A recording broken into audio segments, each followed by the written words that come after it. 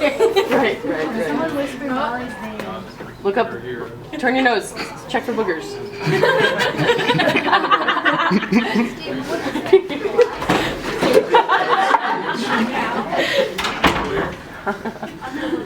Grace, what are you doing? Great. Not Screech. He's saying Screech is a Grace picture. Oh. Isn't that anything? Don't tell the funny old Jay. He's not great. Real slow there. We don't have any schools. All right, are we ready? Am I in this? Yes. Yeah. You ready?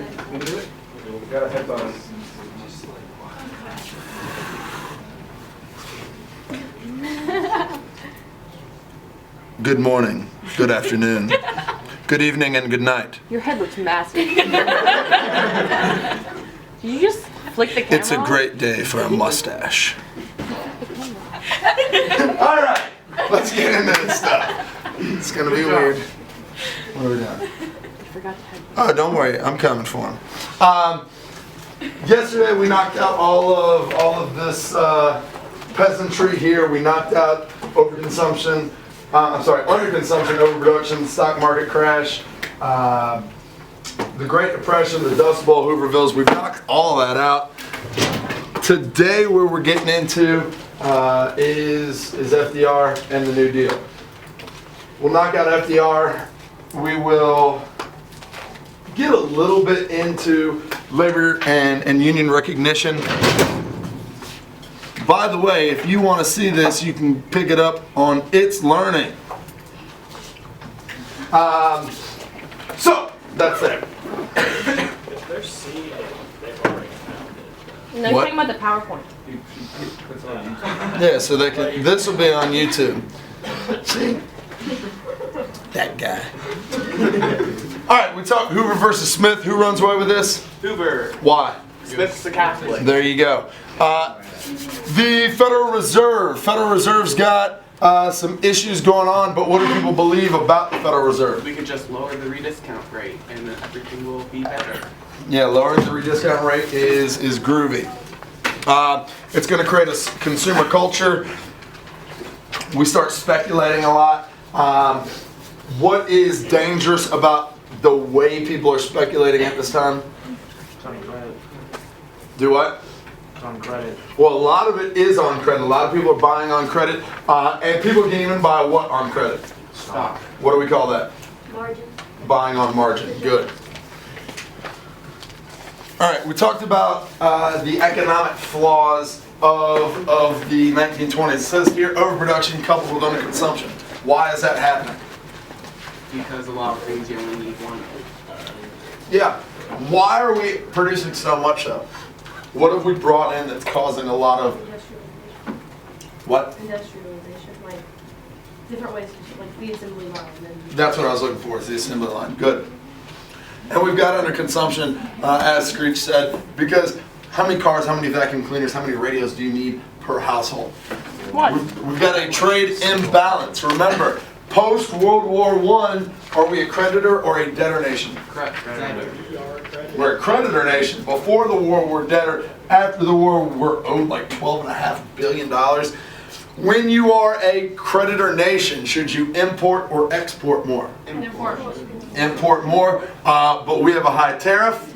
So are we going to end up importing? No. Are we going to end up exporting? No. No, because when we jack up our tariff, what does the rest of the world do? Jack up there. Jacks up theirs. What's that going to do to our warehouses? They get full. Stop. Good. Who was all this money? The countries that we're fighting. And then farming's in trouble. What's going on with farming? They're pulling up the sod and all the dust is going all over. Yeah, there's a drought in the Midwest. What else? What did we see right around World War I? Increase. It's called a bubble, yeah. And we see a bubble. Once the war ends here, everything goes back down to pre-war prices. Is anybody looking at this stuff? No. No, they're only looking at this part of the stock market, which we call what? Great bull market. Good, the Great Bull Market. When does the market crash? Over like 29 3 years. Yeah, over a couple of years. So is it a one-day event? No. Does the stock market crash cause the Great Depression? No. What does it cause? Recession. The recession plus what creates the Great Depression? Increased tariff. That tariff, yeah. Yeah, Smoot-Hawley. Okay. Good gracious. Smoot-Hawley tariff is going to do that to us. And Hoover, does he want to give any direct relief? No. Instead, what is he promoting? What is that? The people and businesses work together to get out of it. There you go. Good. And we saw him looking to things like that back in World War I with what? Hooverite. Very good. All right. Everything's going well. Through the 20s, approximately how many bank failures were we having a year? 500. And then what happens at the end of 1930? About 600 in 2 months. 602 months. Yeah. We're at 1,300 bank failures in 1930. Continues into 31 with 2,300 bank failures. What do people start trying to do? Try to pull their money out. The solvent banks, they're going to attempt voluntary cooperation with what? Yeah, by pooling all that money together to bail out these banks. Does it work? No. No. What is Hoover eventually going to sign? And by doing so, he admits that voluntary cooperation is a failure. The RPC. Reconstruction Finance Corporation. And Reconstruction Finance Corporation is our first bailout of what industries? Banking, insurance, and railroads. Very first time that we've done that on a large scale. Bonus Army. What does the Bonus Army want?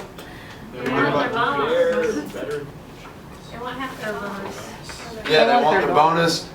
They get half of it, right? Yeah. But they don't get the other half, so what do? March on Washington. What's Hoover's response? Sends in the army. We know about Patton and Eisenhower and MacArthur all going in and disposing of the bonus army. And the baby. One infant died, yes. Dust Bowl. Why are we having a Dust Bowl? Everyone's taking up the grass. Pull up the, we removed all the prairie grass, but what type of farming technique are we using at this time? They just plant the same stuff every year. Yeah. Which is known as dry farming. It quickly depletes the soil. How many states is the Dust Bowl going to affect? 5, 6. 6. Is it only going to be contained to this one area? No. No, remember, we even see it dusting make it all the way to New York City. So, widespread unemployment results in Hoovervilles. Why are people moving into Hoovervilles? They're getting taken for the bank, or by the bank, Good. Why are they getting taken by the bank? because they have no money. have no Because money. they lost their job. They only bought on credit. Yeah, bought on credit, they can't pay back. Man, they bought homes they couldn't afford.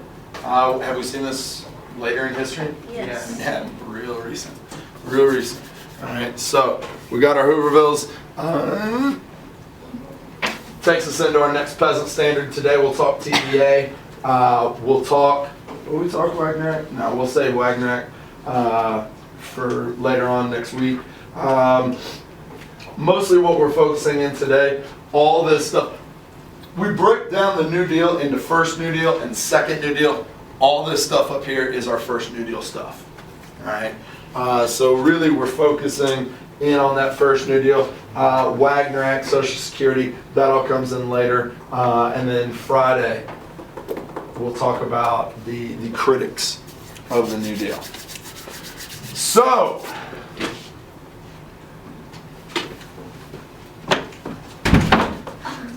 that's right. Can't start a lecture without headbutting that man. Election of 1932. Election in 1932. Which party is getting blamed for the Depression? Republicans. Yeah, the Republicans are getting blamed for the Depression. Republicans are going to get together in Chicago. There's no one there to oppose Hoover. They really have no one else, so they stick with Hoover. They stay with Curtis as vice president. Platform. They're addressing prohibition. In the last election, were they for or against prohibition? They're for prohibition. Now they're saying, hey, let's have a national referendum on prohibition. Meaning what? Want the people to vote. Very good. What things are we seeing in resistance to prohibition? Al Capone, black market type stuff, a lot of organized crime. And Dawsonville.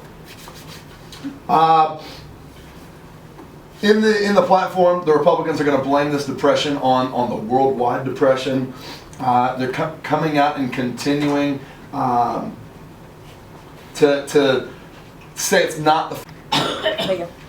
They believe that relief was the responsibility of state and local government. And really what they're doing in these hard times, they're encouraging the Republicans to stay loyal. You're good. Good. Democrats, they're also going to get together in Chicago. They're enthusiastic, they're confident. Why? Because Yeah, because they're not, the Republicans aren't doing too well. Candidates, they've got a couple big name candidates. You've got FDR, he's the governor of New York. He had a majority going in, but not the 2/3. You've got Al Smith, he's the former governor of New York. He was the candidate for the Democrats back in 28. And then you've got John Nance Garner, he's the Speaker of the House. They're going to ballot 3 times and adjourn. Each time FDR's got the majority. On the 4th ballot, Garner is going to drop out and endorse FDR, and so he's going to easily get the nomination. At this point, FDR breaks tradition. FDR breaks tradition, and he is going to be there to accept the nomination in person. All right, he's going to give a speech, and what he's going to promise to all the Democrats at the party is a new deal for America. All right, platform. Who are they going to blame the Depression on? Hoover. On Republicans. Good. He wants extensive public works projects. He wants to regulate stock market and holding companies. And he's in favor of repealing prohibition. All right. In the campaign, Republicans are going to constantly criticize FDR's health. Why? He's got polio. You very, very rarely will see a picture of him standing up. If he's standing up, you typically don't see his legs. He could stand up, he could walk, but he had these big gawky braces like Forrest Gump. All right. You'll always see him sitting down. For the most part, you'll always see him sitting down. But he could stand, he could walk, but it was very Gump-like. All right. FDR is going to campaign vigorously. He's going to air radio speeches. And this is very good for FDR. He's got a very calm, soothing voice in comparison to the real kind of squeaky, monotone voice that Hoover had. You can imagine the voice that comes out of this face right here. Just terrible. Hoover doesn't have that soothing voice, so it's really going to help that FDR that he's on the radio. And at this point, does nearly everybody have a radio? Mm-hmm. Yeah. Yeah, absolutely. Hoover constantly looks like someone just squirted a lemon in his eye. Yeah, he had to deal with a lot of crap. Republicans were desperate. They're desperate. And we're even going to see a lot of Republicans endorsing FDR in this election. People are going to take pot shots at Hoover. He'll give a speech in Nevada, and people will throw rotten eggs at him. Yeah. That's Maybe I that's have why a he looks question. like Why he did smells they something keep bad. rotten eggs? Was it just like, oh, these eggs are rotten, let's throw it at him? Or let's make sure that when he gets here, they're rotten and throw it at him? Maybe a combination of both. Two. You wouldn't want to throw a good egg at somebody. True. You wouldn't want to. FDR, for the most part, is going to take a middle-of-the-road campaign. Hoover's going to come out and say, if you elect FDR, he's going to change a lot. Is that a good thing to say in this at this time period? Oh yeah. Yeah. For who? Yeah, I mean, he's helping FDR. If you elect this man in, he's going to change everything. Yeah, guess because where we're everything's at. perfect, right? Yeah. So, we take a look at the outcome of the election. Oh my gosh. Delaware. Oh, yeah. Yeah. Someone wants to be special. Do I now? He didn't take the Rust Belt. Not the whole thing. You're right. This guy. Yeah. So, let's talk about FDR a little bit because his rise is very interesting, and it parallels one other person. Who? Teddy. There you go. Teddy. Yeah. Unlike Teddy, Frankie was always a Democrat. They are related. Frankie and Theo are cousins. Okay, they're cousins, and Frankie really wanted to follow Theo's footsteps. In 1910, FDR is going to run for the New York State Senate. He didn't really have a good chance of winning, but he did win, and he would make a name for himself as a reformer in the Progressive Era. Who's the leading reformer in the Progressive Era?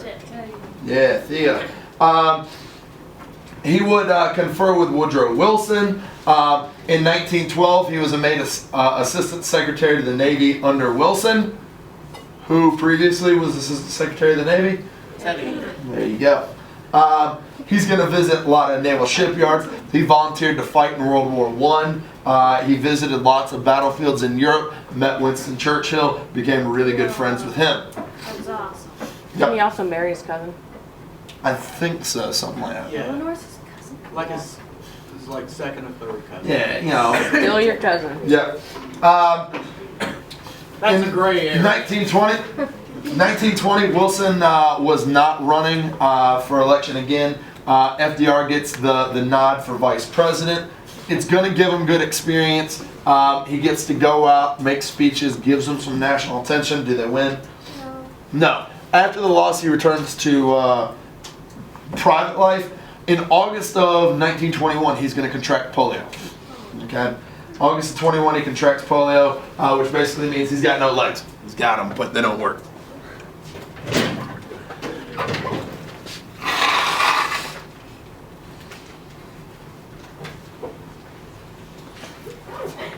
Pardon me. 1922, he'll begin using braces to help himself walk. In 23, he's going to rent a houseboat and basically just cruise around Florida. And what he realizes is that the warm water helps with the circulation in his legs.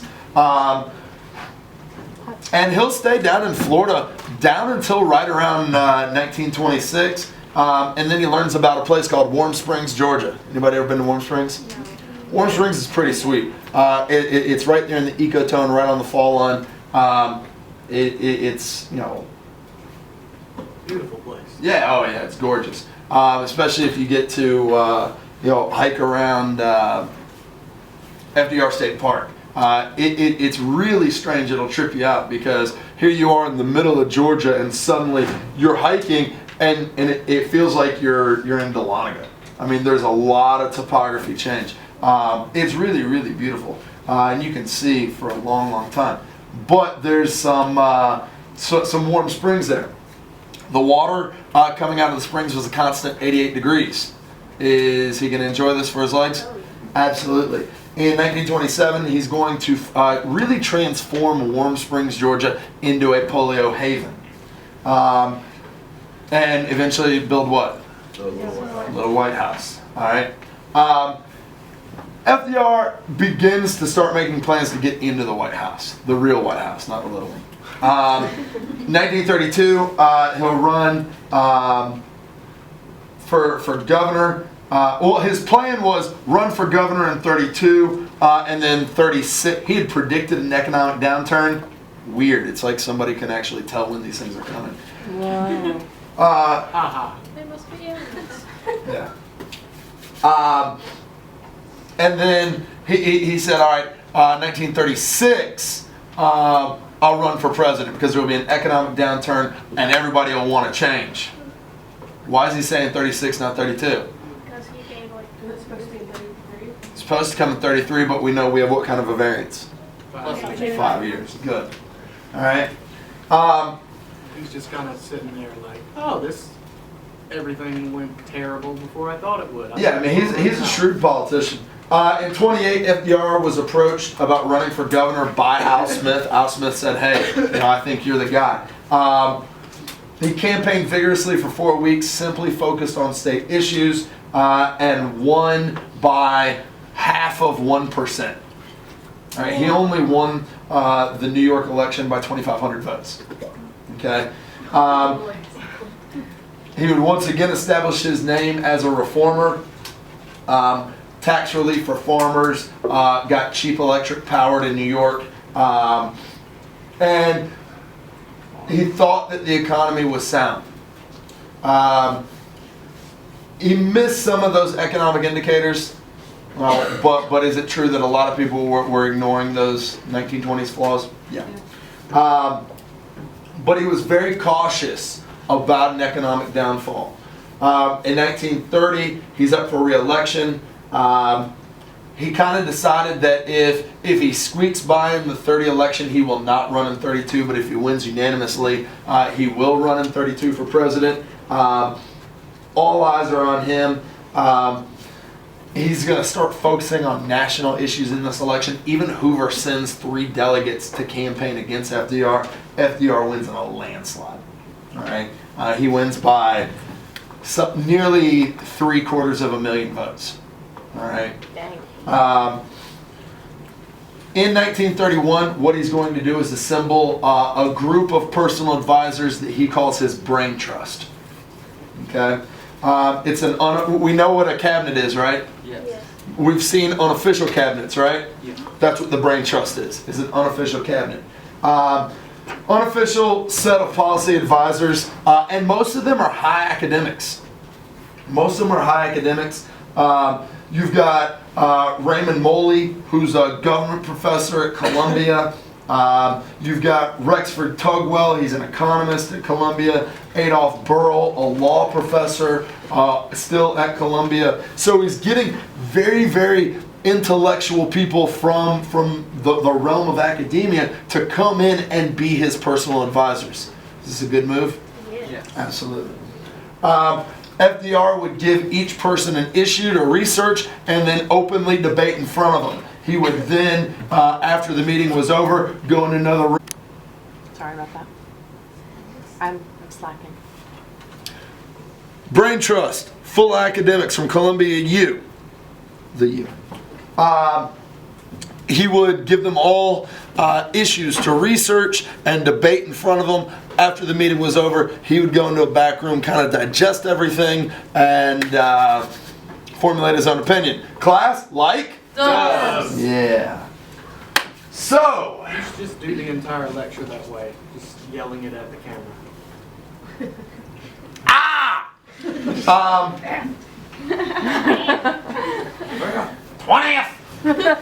20th Amendment. Interregnum is that lane, it's the technical term for that lame duck period between election and inauguration. The 20th Amendment is going to shorten that. All right, 20th Amendment moves inauguration from March 4th to January 20th. All right. It also changed the start date on congressional terms. Now the congressional terms start the first Monday in January. Wait, it shortens the what? Interregnum, that lame duck period between election and inauguration. Okay. Roosevelt is through this interregnum period, the lame duck period, is going to keep very quiet about his plans. He's going to keep very quiet about his plans because FDR and Hoover's relationship was very sour. Typically in that interregnum period, The outgoing president kind of brings in and welcomes the incoming president, shows them the ropes, shows them how to do things, says, hey, this is how I was doing it. That doesn't happen. They don't have a good relationship. And so because of that, FDR is going to be very quiet about sharing his plans.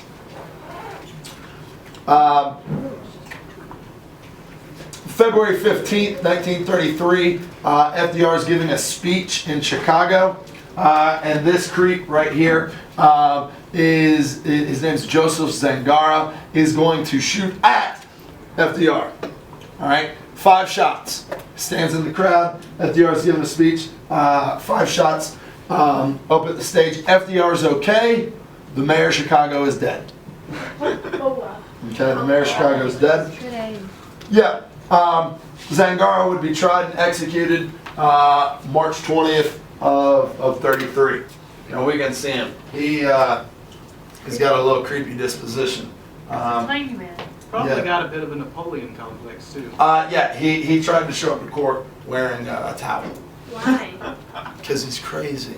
Hey, if you're gonna go out, Yes. go out swinging. Why do they usually like That's probably how he did go out. good things and like they don't do it to the people who are? Oh god, that's awful. Why does nobody try to shoot like Hoover? I don't know. They were stupid. Like they're usually all inbred and stuff like that too. Yeah. I don't know. I mean, if I knew why people shot at presidents, I would make a lot of money. But, you know. Hi, Crystal. Wave at everybody.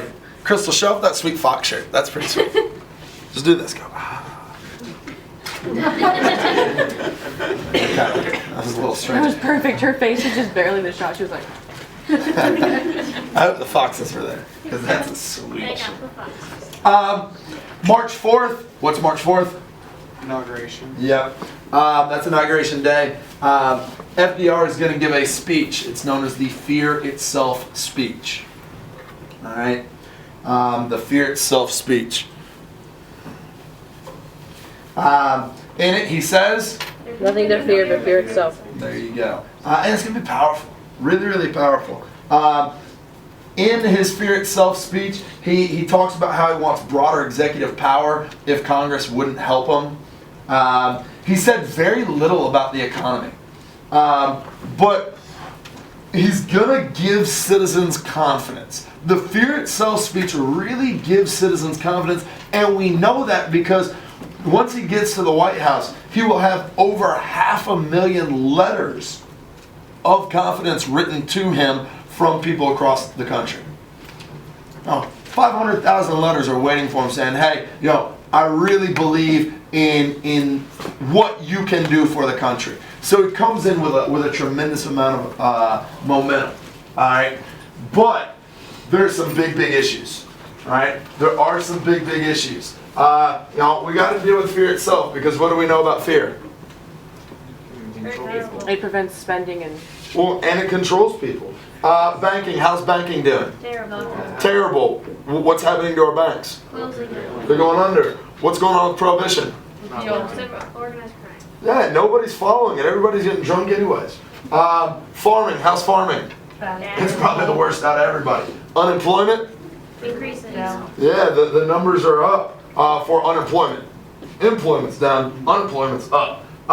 Industry, how's industry doing? How are their warehouses looking? Oh. How are the people with jobs? Terrible. Yeah, it doesn't really exist. Well, it exists, but not a whole lot. All right. Lots and lots of domestic problems going on here. And FDR is proposing a new deal. All right, he's proposing a new deal, and he wants to get all this stuff done in the first 100 days. All right, he wants to get it all done in the first 100 days. In talking about banking here, Americans are lining up for their money. All right, they're lining up at the banks for the money. And so what he's going to do right when he comes in is declare bank holidays. Okay? Bank holidays were declared in 32 states. what this bank holiday did, it didn't mean, hey, there's a celebration and there's a banner saying, welcome to the bank. No, it didn't work like that. It stopped people from withdrawing money. All right, it stopped people from withdrawing money. It didn't keep people from withdrawing all their money. It said, the bank holiday said, you can only withdraw 5% of what you have in the bank. All right, what does that prevent from happening? Excluding all of it. Yeah, people taking everything out, which would make the bank fall. Okay. On March 5th, FDR is going to declare a 4-day long bank holiday. All right. It's going to allow FDR, the Secretary of the Treasury, and the Brain Trust to sit down and figure out how they're going to try to fix banking. All right. In a special session to Congress, FDR is going to present his New Deal. All right, he's going to present his New Deal. His New Deal contains 3 R's. All right, 3 R's. Number 1, relief. Relief. They want immediate legislation for those who need it most. All right, immediate legislation for those who need it most. The second one is recovery. They want long-term legislation to get industry back on its feet. And then the third one is reform. They want to make some reform so that a depression like this never happens again. All right, again, it's relief. They want to provide relief for the people who are really struggling. It's going to give them immediate legislation to help those people out. Second one is recovery. That's long-term legislation so that as we move forward, we can continue to recover, specifically in industry, and then reform so that a depression like this never hits again. He also says he's going to create a lot of jobs. The 100 days in which he wants to address all of these problems here goes from March 9th to June 16th. All right, March 9th to June 16th. And we are going to run through all these terms except for the Securities Exchange Act happens in the first 100 days. All right, all this happens in the first 100 days. He's going to get 15 pieces of legislation. 15 pieces of legislation would be created and passed. Now, we take a look at this. This is all the New Deals, first and New Deal stuff. I wanted to give you this just so you can have it right there as a quick fact check. All these things that are happening in 33 happen in that first 100 days. The ones that are coming out in 35 is the second New Deal. You can see the program. FDR loves acronyms. He's just an alphabet soup kind of guy. And so it tells you what it is and what it does. Like I said, it's online, so you can check it out anytime you want.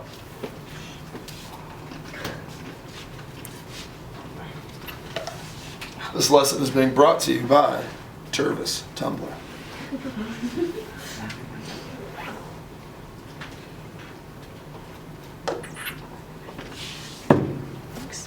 You're the best. I try. All right. So, let's get into this. March 9th. March 9th. He's going to start off with banking. Okay?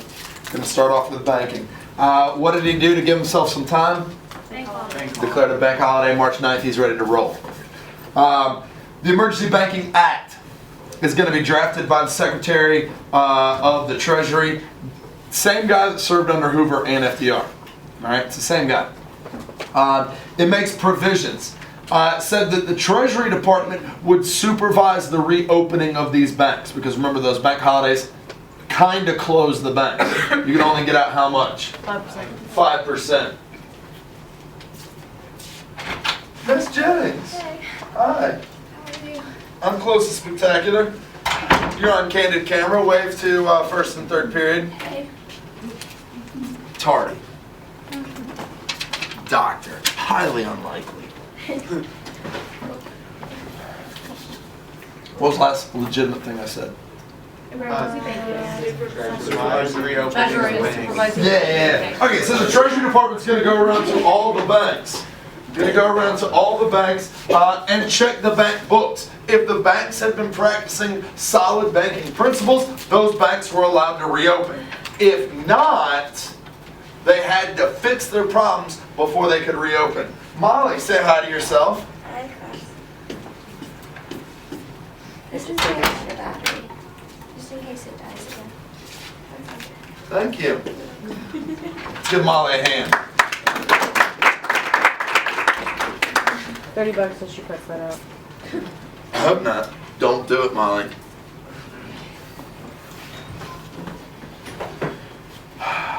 Yep. So, we're checking the bank books. If they're good, those banks get to reopen. The House is going to debate this bill for 38 minutes. Ah! We're live on the radio! Got a great radio voice. Crazy. Can you make a radio station? WDBAB. What is it? FM. North FM. Besides classic I like rock. March 12th, FDR is going to go on the radio, and these radio chats that he's going to have are what are known as fireside chats. All right, he'd have them in the evening, and people gather around their radio to hear FDR, and it very much had the feel that you're just sitting there having a personal conversation with FDR, blanket on, fire crackling in the background. And he's just talking to you with his Barry White voice. He didn't have a Barry White voice, but in my head he did. You're not listening to them? Like, do they not record them? Oh yeah, there's lots of recordings. But I would much rather have like Barry White's voice coming out of this guy. Hey, American people, put your money back in the bank. It's good. Sounds scary now. It is a little. An estimated 60 million people would listen to his fireside chat, the first one. In it, he's going to explain the Emergency Banking Act. He explains it. March 13th, deposits are going to exceed withdrawals. All right. So he gives it on the 12th or 13th. Are people buying in? Yeah. Absolutely. By the end of the week, $60 million were put back into the banks. And by the end of March, over $1 billion was back in U.S. banks. Is it working? Yes. Yeah. All right. There's some other things that he's going to deal with. March 10th, he passes the Economy Act. Okay, the Economy Act. The Economy Act is very controversial because it authorizes the president to pass the budget.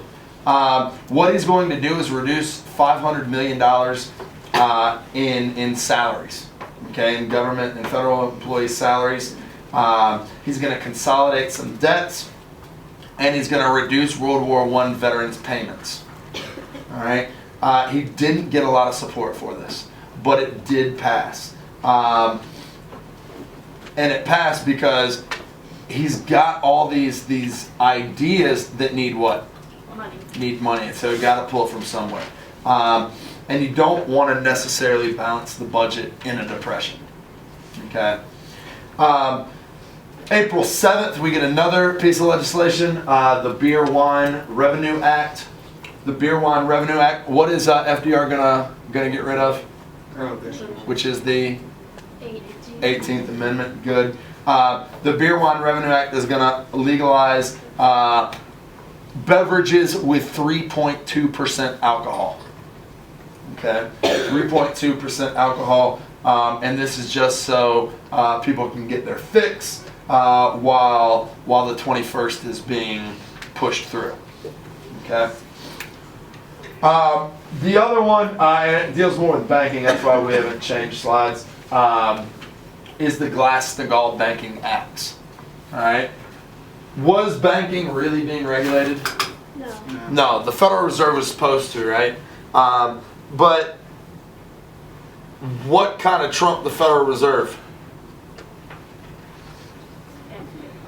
Starts with an S, ends with a speculation. Speculation. There we go. Speculation.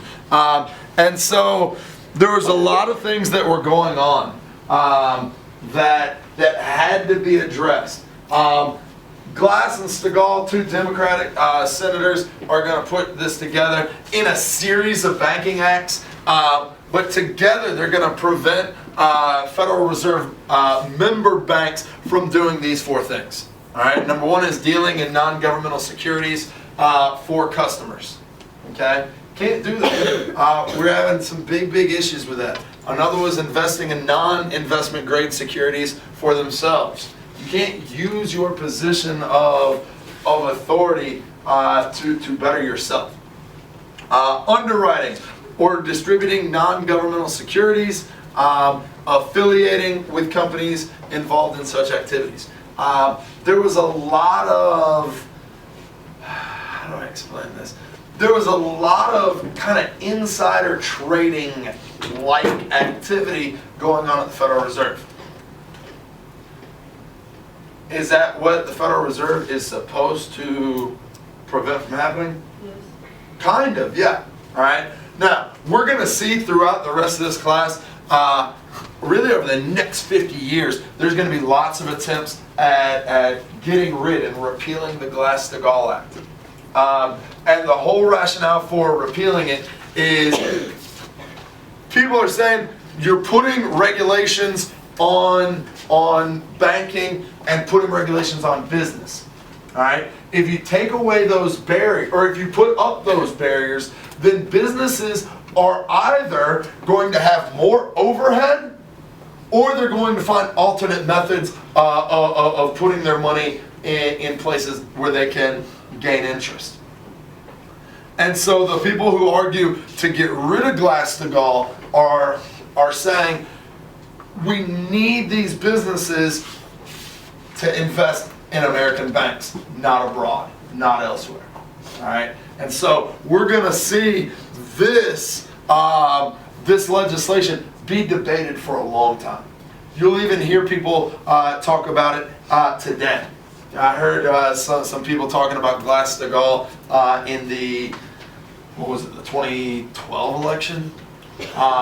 So, you know, it still gets talked about fairly frequently. But if you understand this is the stuff that it was trying to prevent, you can understand the argument, the proponents and opponents of Glass-Steagall. And like I said, we'll get into it a lot more later on.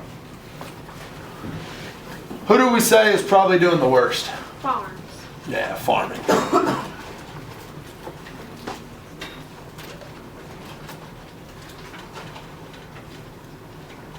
What issues is farming having? When did farming do great? During the war. During the war. After the war, what was the problem? It was a high period. Drought. Well, that came later. That came later in the 20s. That bubble burst.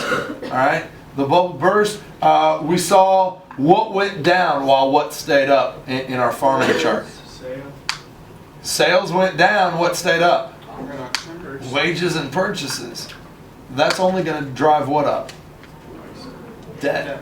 It's going to drive debt up, and what's going to happen to farmers when they accrue a lot of debt?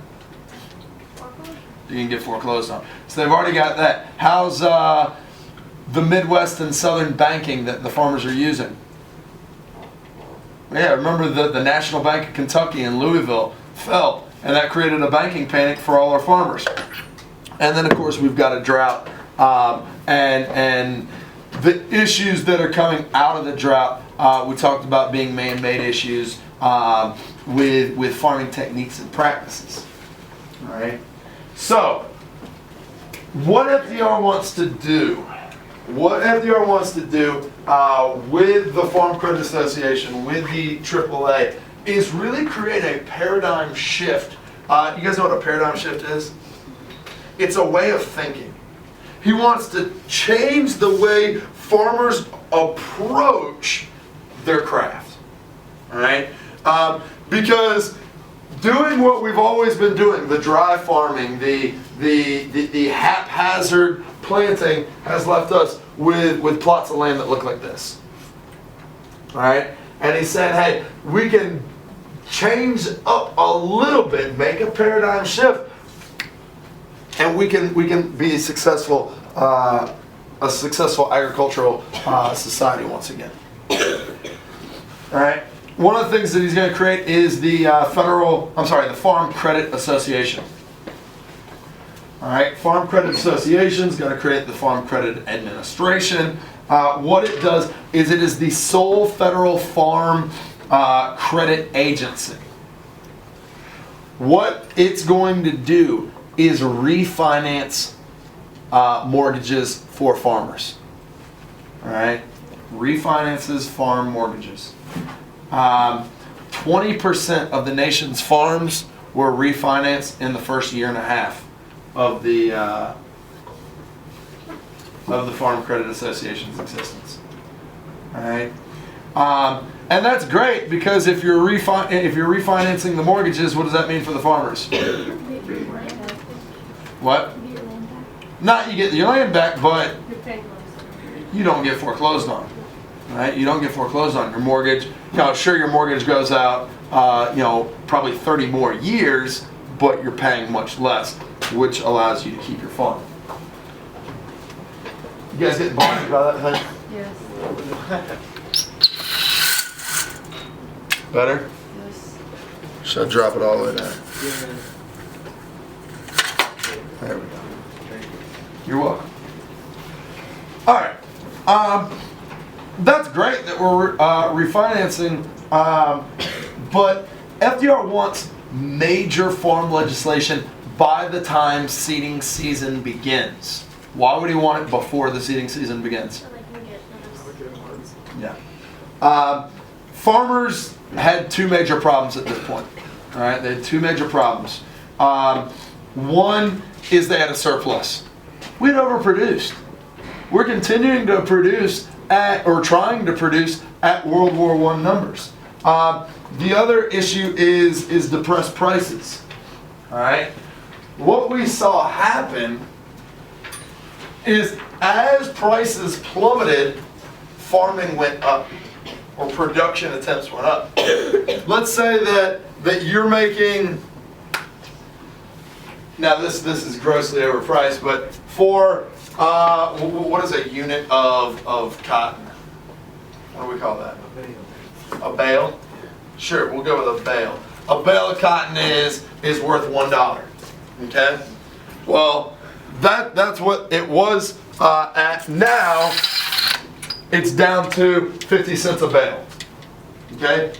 Instead of saying, hey, I'm going to focus on supply and demand, so I'm going to make less so that there's more demand than what I have, which does what to the price? Increases.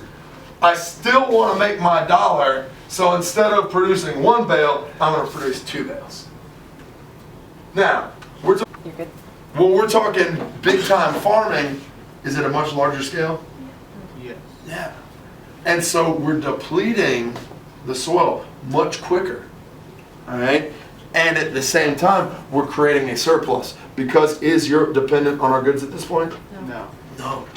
Right? So we've got depressed prices, but a surplus of goods.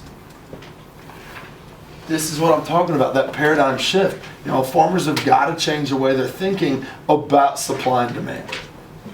March 6th, Henry Wallace, he's the Secretary of Agriculture, is going to have meetings with farm owners, organizers, and leaders.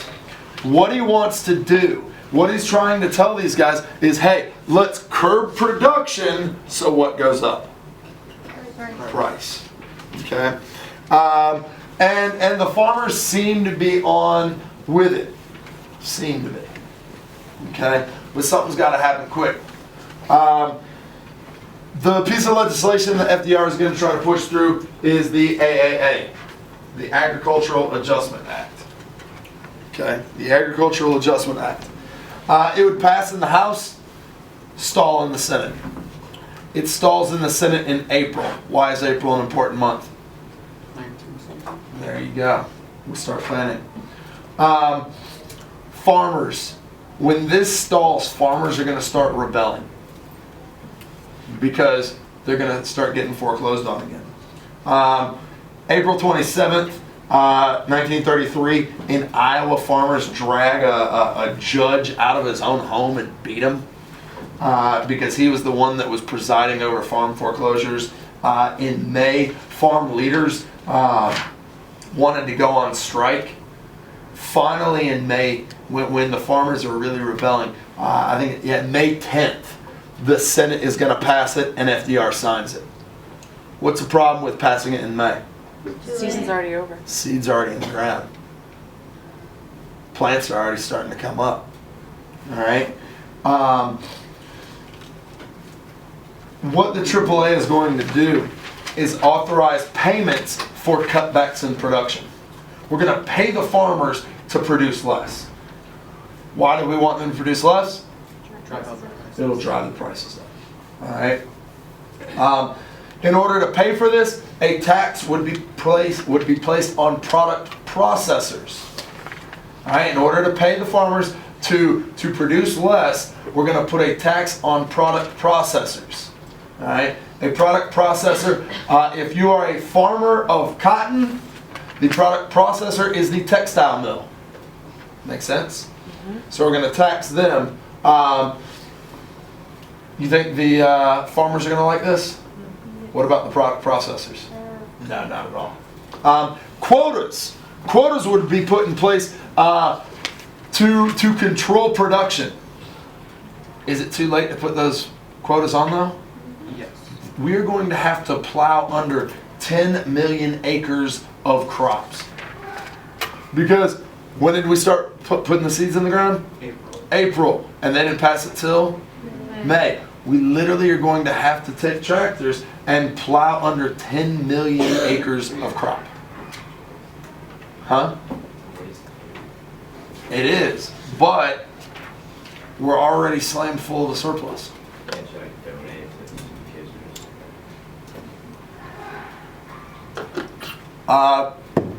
You could, but there's already a surplus.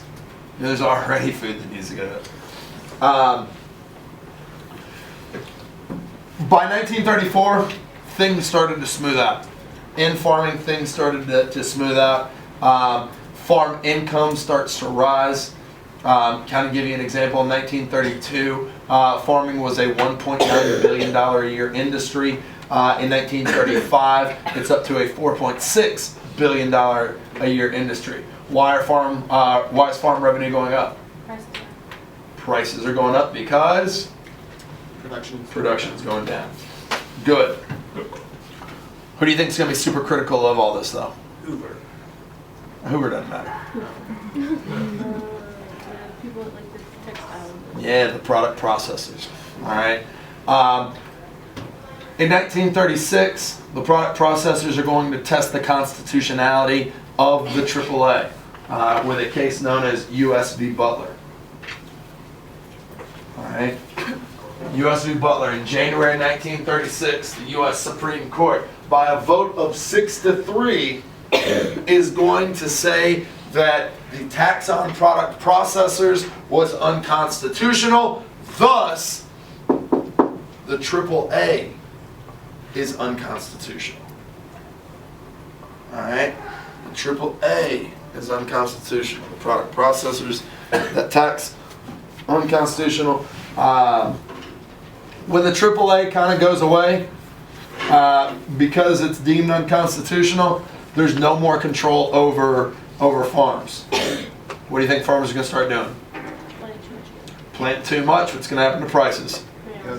They're going to go So down. they didn't have the paradigm shift? They didn't realize that they were making more money? I guess it wasn't enough.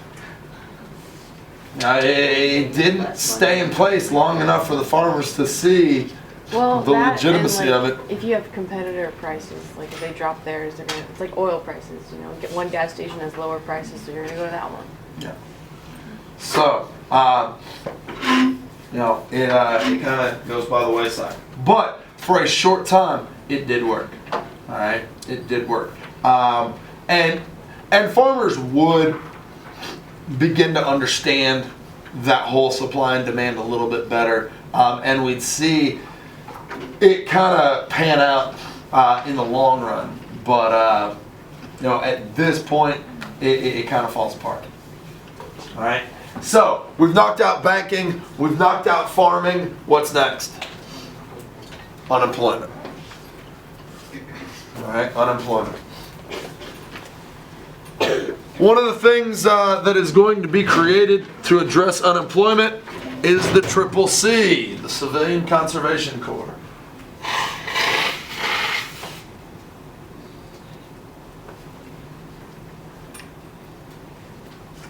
The CCC is probably one of my favorite New Deal policies. Some of the stuff I think is a little bit of an overstep, but I like CCC. I would like to see CCC-like entities created whenever we have these depressions, because I think it's valuable. The CCC provided temporary employment. It's going to last from 1933 to 1942 and provide employment for men ages 18 to 25. All the CCC stuff is conservation type projects.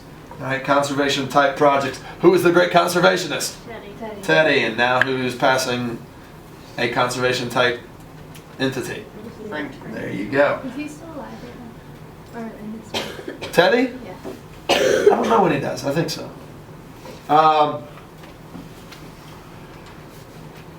Lots of conservation type projects, flood control, dealing with watershed projects, park services, building parks, and they're going to plant over 2 billion trees. All right. The CCC does a lot of work on bridges and things.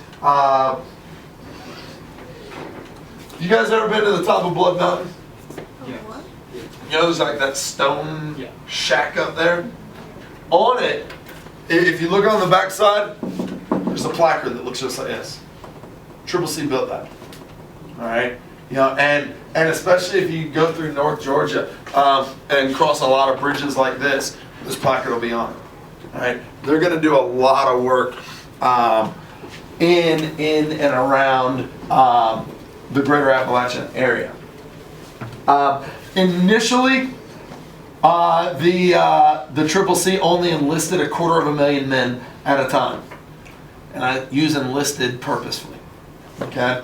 By late 1935, it was enlisting 500,000 men at a time. All right. Jobs were away from home. The reason I use the word enlisted is because this was all helped out by the War Department. When you went off and did your thing for the CCC, you lived in barrack-style dorms. You wore surplus military fatigues. A lot of people thought this was connected with what? Yeah. Yeah, the military. Salary.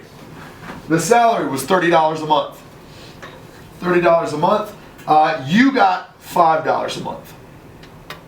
You got $5 a month. The other $25 was sent home to your family.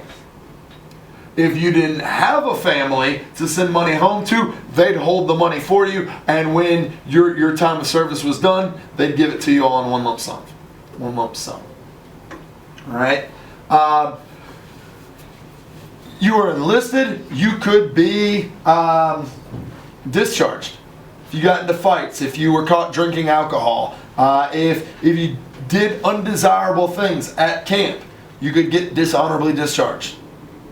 All right. The CCC, I guess the one black eye that it really does have is that it discriminated. No women, no minorities. All right. No women and no minorities. There was the fear that it's too soon to have different ethnic groups intermingling in such close quarters.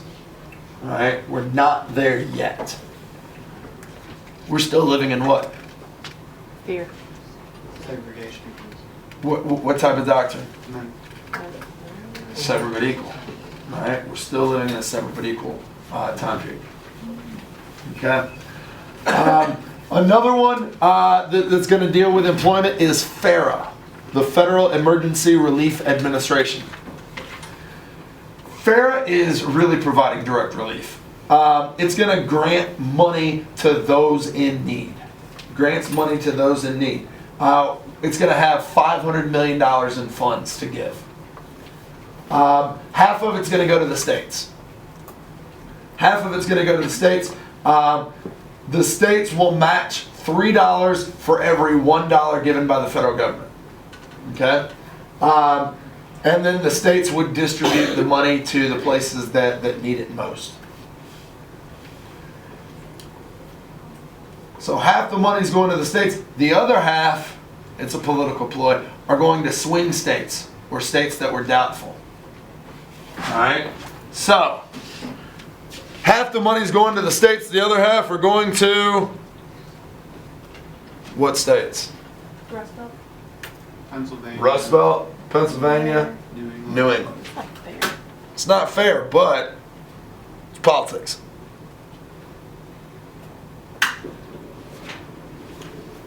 Alright. The guy who's in charge of FARA is Harry Hopkins. Harry Hopkins is going to at the same time run both FARA and the CWA, and we'll hit CWA in just a second here. He is going to be one of FDR's most trusted advisors, Harry Hopkins. We'll see him a lot in the wheeling and dealing. He was very close to both Frankie and Churchill. All right. Let's talk about the CWA while we're on. November of '33, Congress is going to create the CWA, the Civil Works Administration. All right.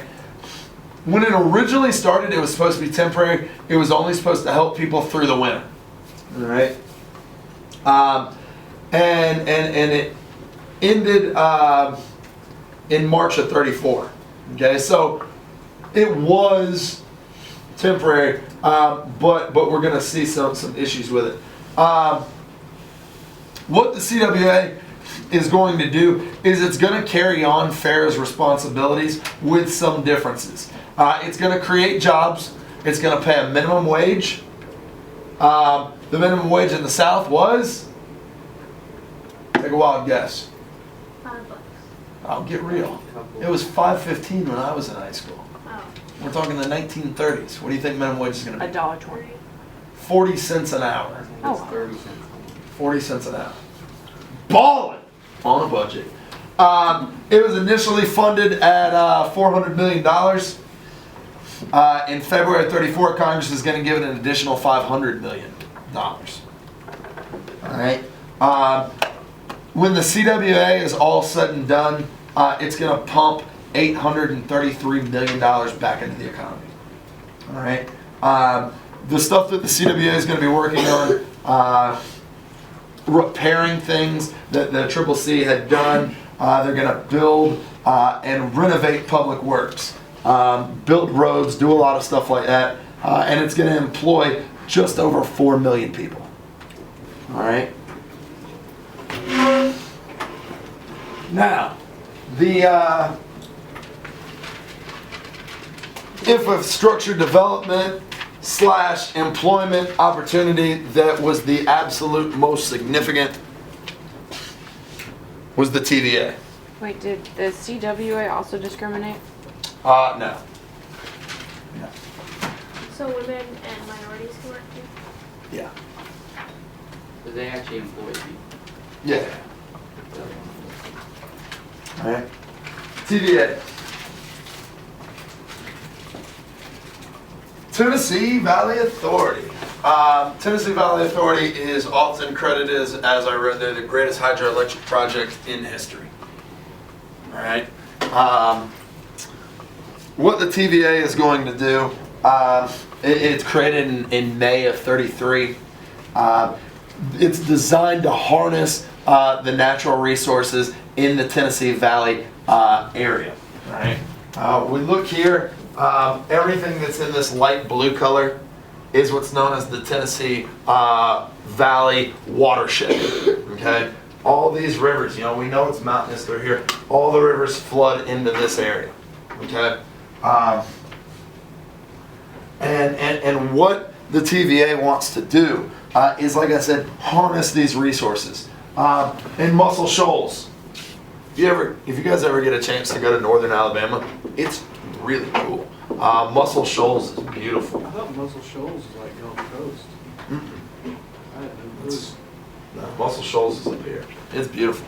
That's on my bucket list to go there. Muscle Shoals? Yeah. It's sweet. And the Harvard of the South won not one, but 2 D2 national titles while I was in attendance. What? Yep, that's right. What does that have to do with my social media? That's where Oh, okay. in Florence, Alabama. Gotcha. That's where the national titles held. Boom. That's right, I got a clump of grass from the 50-yard line. We charged the field. You still have it? Oh yeah. Is it like in a little like? Are you kidding? Monty is the weirdest thing. Can't do that anymore, but. Sure you can. You just have to be faster Yes, than. but so you just gotta be fast. Well, you just grab the little rubber pellets that are in the plastic. Oh no! It was a grass field. Yeah, I There's a know. grass That's why I field. said can't do it now. Stuck it in my pocket and then stuck it in like some cellophane. Can you imagine when he dies with that grandkids? Here, son, did you have this piece of grass? Here's some grass from the 2004 D2 national title game. Yeah, and your grandkid's gonna be like, did you smoke that?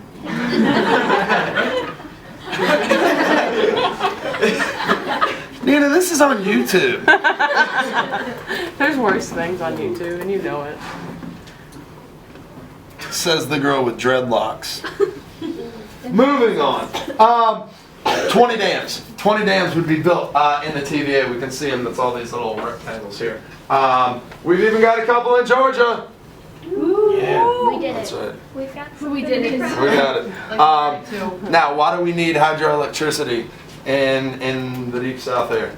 Because there is no electric lines. What do we know about by 1924? What percent of homes have electricity?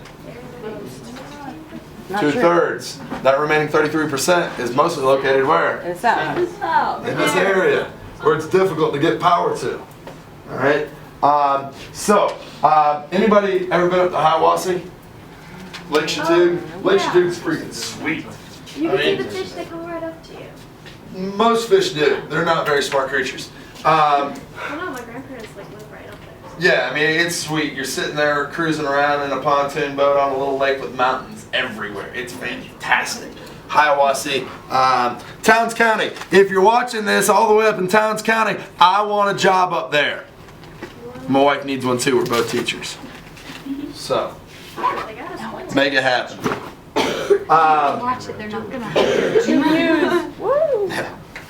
So, 20 dams to control flooding. All these are hydroelectric, brought power to the south. The TVA, the Tennessee Valley Authority, is going to be the largest producer of power in the nation. All right. We can see right here what these dams look like before we flood them up. Pretty incredible feat of engineering there. All right, so we've got banking taken care of, farming, and employment. What's next? Industry. Yeah. FDR's got a plan for industry. He's going to roll that out in May of '33 in creating the National Industrial Recovery Act. All right. I call it the NIRA. Your book is going to call it the NRA. I don't like using the NRA because anytime somebody says NRA, they think things that go boom. Yeah. NRA, it in New Deal alphabet soup terms, it's the same thing. But let's go with NI. The battery thing's flashing. The new battery. There's a new battery out there. All right, let's I don't know how to do pause it. for a second. Okay, that's recording. Hello, I think that piano one was. this is the voice of J.C. Calhoun. Oh goodness, all of this new dealing. Ah! you should do is set the camera over there so it just says JC Calhoun and then just talk over there. JC, my man. All right, so where are we at? NIRA? It's the whole. Okay, like I was saying, I call it the NIRA. I put it up there, NRA, just so that you guys don't get confused when you're reading the book, because I know that you read the book. Yeah. See, second period reads the book. Do you? No, they don't. Still better than that. See, Haley's catching on. I read a chapter last week, so it's. See? I read the label to my. All right, so the NIRA is created, wants to end cutthroat competition. All right, wants to end cutthroat competition. Just like the AAA, first off, what's the problem with industry at this point? Too much surplus. And so how do you raise prices when you have too much surplus? Cut back production. There you go. All right. So the NIRA wants to raise prices by slowing production, but it wants to guarantee a reasonable living wage. The heart of the NIRA is found in section 7A. All right, 7A called for the creation of written codes of fair competition. All right, creating fair competition. It would also give federal regulations of wages. Okay. What the big thing that's going to happen with this NIRA is that it's allowing labor to organize. Before this time, what was our viewpoint on labor? Labor unions.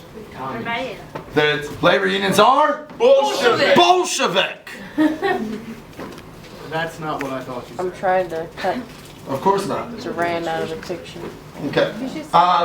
They're Bolshevik. Well, now they're back. And with the NRA, they're allowed to come back, and they're allowed to collectively bargain. Okay. The NRA was carried out. Is it his name? Yeah. Is he A guy named Hugh Johnson. He's a West Point grad. I'm not West Point. I love your innocence, Morgan. Just keep it that way. Johnson is going to write a general code for competition that was not industry specific. All right. Within 2 weeks, 2.5 million employers signed it. Said, "Hey, this is a good thing." Johnson then is going to start supervising industry-specific codes. All right, for every industry, he's really going to drill down and say, "Hey, this is exactly what you have to do." All right. By early 1935, Johnson approved 500 basic codes and just over 200 supplemental codes. Okay. Basically, what these codes are doing is outlawing unfair competition.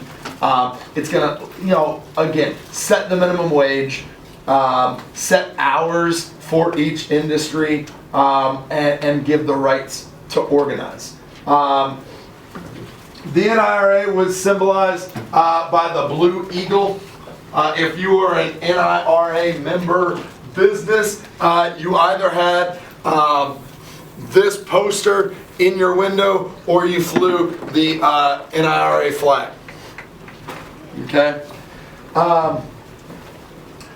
But as the NIRA continued on, both the NIRA and Johnson started to almost become dictatorial. He started going crazy with what all he's regulating. He even decided that he needed to regulate the burlesque industry. Yeah, I can't make this stuff up. He limited how many strippers could be on stage at one time. It's like, really? That's what it's come to. Your job has come to that. Crazy. And nobody tried to bring that to court, saying it's unconstitutional or anything. Yes, it's got problems. It's got problems, and it's going to have problems that go to the Supreme Court in Schechter Poultry versus the United States. Wait, So so really, again? how many strippers can you get? Schechter. Schechter. As many as you want. I don't know. You know, when you turn 18, you can go to the Golf Club and ask all the silly questions you want. All right? That's probably As on long the as you don't drink. That's probably on their frequently asked questions. How many strippers can I look at at once?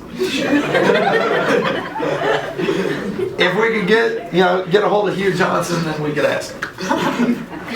You did not just say that.